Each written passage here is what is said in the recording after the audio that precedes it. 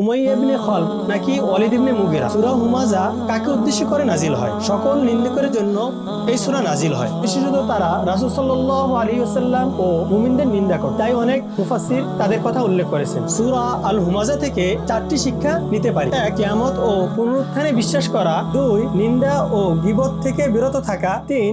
ধন সম্পদ নিয়ে অহংকার করা ও কৃপণতা করা উচিত নয়। 4. জাহান্নামের শাস্তি কঠিন ও গুরুতর।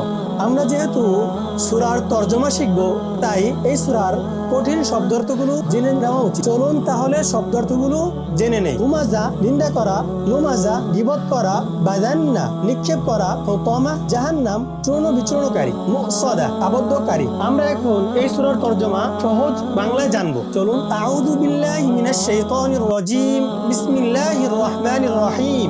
ওয়াইলুল লিকুল্লি হুমাযাতিল লুমাযা। বড় দুর্ভোগ প্রত্যেক ওই ব্যক্তির যে নিন্দা করে, দোষ খুঁজে বেড়ায়। আল্লাযী জামাআ মালান ওয়া আদ্দাদা। যে সম্পদ জমা করে ও বারবার তা গণনা করে।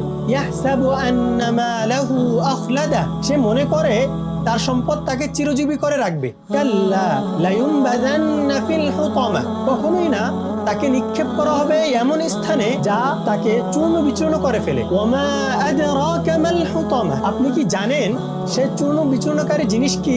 নারুল্লাহিল মুকাদা।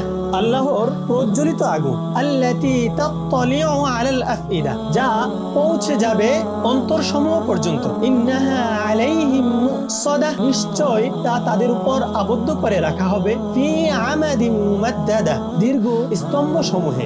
আজ এ পর্যন্তই। দেখা হবে পরবর্তী ক্লাসে। আসসালামু আলাইকুম ওয়া রাহমাতুল্লাহ।